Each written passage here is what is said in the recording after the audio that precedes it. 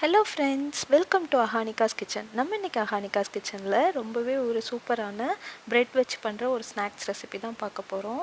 இது ரொம்ப ஈஸியாக நம்ம செஞ்சிடலாம். நல்ல ஒரு டீ டைம் ஸ்நாக்ஸாகவும் இருக்கும். இது கிட்ஸுக்கு ரொம்பவே பிடிக்கும்.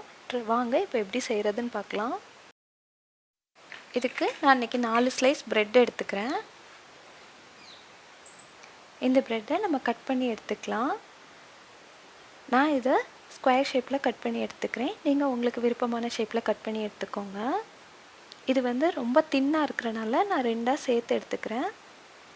இப்போ ஒரு பவுலில் 2 முட்டை சேர்த்துக்கோங்க. அது கூடவே ஒரு 2 டேபிள் ஸ்பூன் போல் சுகர் சேர்த்துக்கோங்க. 1 டீஸ்பூன் போல் ஏலக்காய் தூள் சேர்த்துக்கோங்க.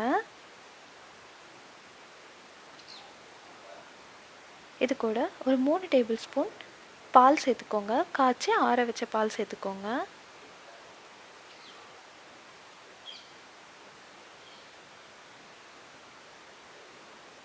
இப்போ இதை நல்லா நம்ம மிக்ஸ் பண்ணிக்கலாம். இதை நல்லா பீட் பண்ணி எடுத்துக்கோங்க. இப்போ இது கூட ஒரு பிஞ்ச் உப்பு சேர்த்துக்கோங்க. உப்பு சேர்த்துட்டு நல்லா பீட் பண்ணிக்கோங்க. இப்போ இது கூட ஒரு 1/4 கப் துருவின தேங்காய் எடுத்துக்கோங்க. அது கூடவே ஒரு 1/4 டீஸ்பூன் ஏலக்காய் தூள் சேர்த்துக்கோங்க. 1 ஸ்பூன் போல் சுகர் சேர்த்துக்கோங்க. சுகர் சேர்த்துட்டு நல்லா மிக்ஸ் பண்ணிடுங்க. இப்போ நம்ம கட் பண்ணி வச்சுருக்கிற அந்த பிரெட் ஸ்லைசஸை நம்ம எக்கில் டிப் பண்ணி எடுத்துடலாம்.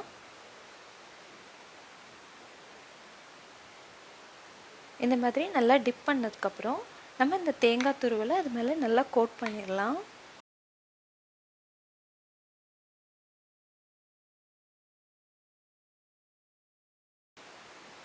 எல்லா இடமும் படுற மாதிரி நல்லா தேங்காய் துருவல் கோட் பண்ணிக்கோங்க.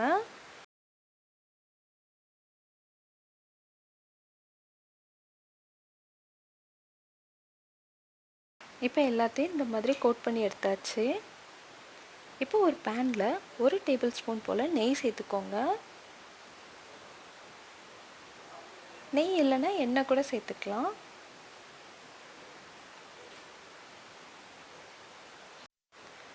நெய் சூடானதும் நம்ம அந்த பிரெட் ஸ்லைசஸை இதில் லைட்டாக ஃப்ரை பண்ணி எடுத்துடலாம். இப்போ லைட்டாக ப்ரௌன் கலர் ஆனதும் நம்ம திருப்பி போட்டுக்கலாம்.